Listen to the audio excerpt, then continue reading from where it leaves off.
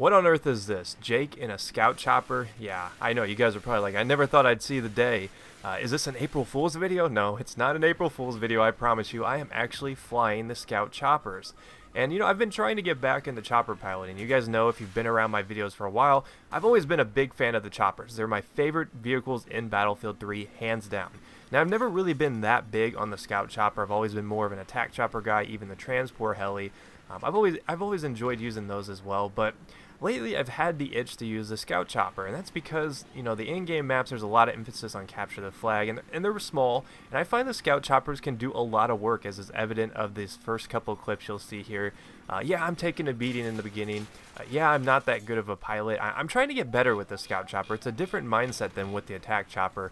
The attack chopper can definitely take more of a beating. You don't have to worry about getting shot out of it by just little bitty pistols of people on top of buildings, because that is a threat. With the Little Bird, with the Z11, I believe, it's a lot easier to get shot out of those things. That's definitely a true factual statement, and that's why I have to play so passive on these maps. You know, it kind of goes back to the Stinger buff.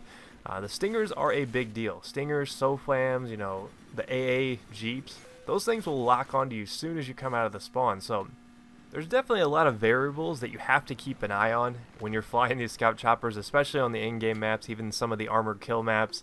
You're always getting locked onto, and it's pretty frustrating because lock-on missiles, it's hard to avoid that kind of stuff, especially when the Stingers have that much range. And I don't want to turn this into a cry about the Stinger buff. I mean, we've all been there. It's been like that for like 2 patches now, but for the most part, you have to play a little bit more passive. You have to do those circles around the map. You have to get behind buildings to keep them from locking onto you. And oh, look at this clip right here.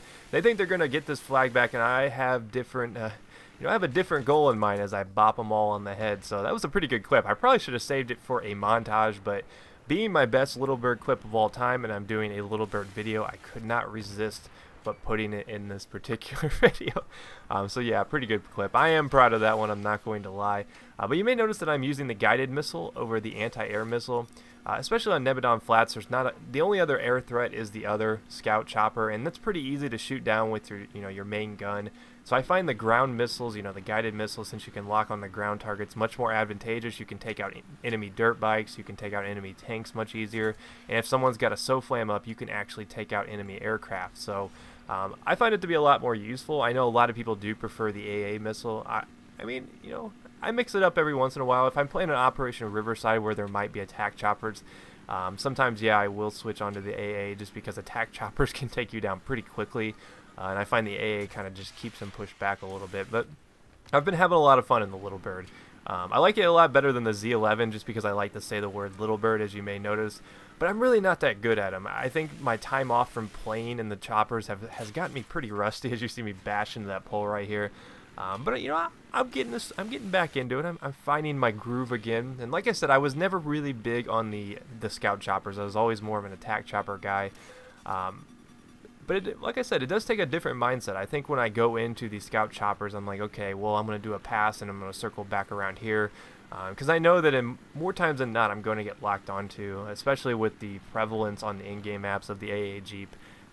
I definitely find those to be the biggest threat, so I tend to target those first if there's not another Little Bird in the sky. Heaven forbid if they're both locking onto you. At that point, you really need to have some engineers on you to keep you alive. And luckily, actually, I think my engineers already bailed at this point. So once again, I'm riding solo, I'm riding dirty. But that's not going to stop me from locking onto some dirt bikes. And a lot of people think the lock on the dirt bikes is kind of cheap.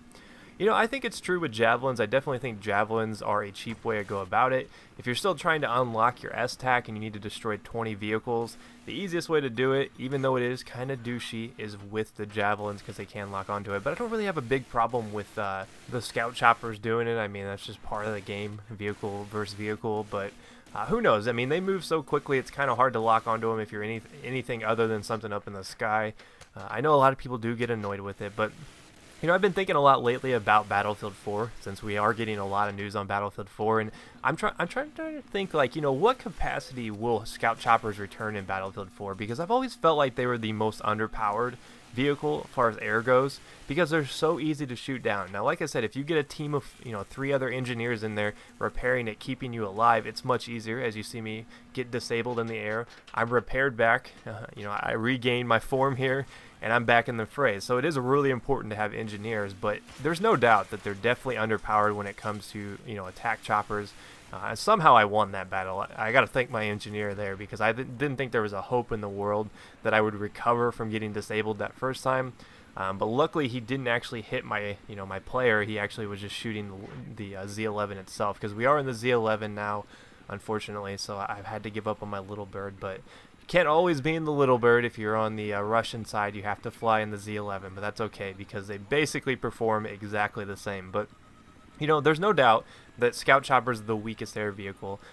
Maybe transport helis, but heck, even transport helis, those things can take an absolute beating. I mean, the Huey just seems to have a lot of endurance to it. So there are some things that I think keep the little bird, the Z11, from being super, super, super powerful. And I guess that's to balance it, just because they are so nimble, just because you can get in there. There's really a lot of uses you can do with the Scout Chopper. You can use them as transport. You can use them as, offensive, like you see me doing here, but you can drop people off on flags. You can pick up flags and capture the flags. So there's all sorts of stuff you can do with them. So I guess in that respect, they are more versatile than the, maybe the transport heli, maybe the attack chopper, because the attack chopper is mostly an offensive weapon, whereas the Scout Choppers, they can do a little bit of everything. But I definitely would like to see them have a more integral role in Battlefield 4. I think that if they gave them some sort of, rocket pod, something like that, that would make them a little bit more defense against other air vehicles. I think the jets are its biggest problem. I mean, it's so hard to deal with jets on some of the armored kill maps. Luckily, this map I'm on right now doesn't have that problem. But if you're in Bandar Desert and you're trying to fly the Scout Choppers, it's difficult. I mean, there's no doubt about it. It is very, very difficult to fly the jets on Bandar, to fly against jets, I should say, on Bandar Desert, just because the Scout Chopper's wide open. If they hit you from the side, more times than not, if you're in the little bird, you're getting shot out of it. They may not disable it, but they're going to kill you at least. So there are some downsides to flying in the Scout Chopper. I guess that's why you don't, it's better on maps like Aftermath. Aftermath, you can compete a lot better because it is the only air vehicle. And I think that's where the Scout Chopper tends to reign supreme, on maps where there's nothing but the Scout Chopper. I think that's really where it's more integrated to, because it's not hard to shoot people out of this thing. I've never seen this as an overpowered air vehicle by any sort of the imagination. I've shot more people out of the little birds than anything else in the world, just because they are so easy to just snipe them out of there. If the pilot's looking right at you, you can usually take them down pretty easily. And my Reign of Terror comes to an end right there to a sprut, but luckily somehow I killed that guy. Not really sure how. I guess it was a slight delayed reaction from the guided missile, but I will take it. I will definitely take it. But hopefully you guys did enjoy this short little look at the Scout Choppers. I'm trying to get back into chopper piloting. I've got some really cool attack chopper footage coming down the pipe later in the week, maybe next week. But if you missed my other videos, here is a chance to catch up, and I will see you guys next time. Peace.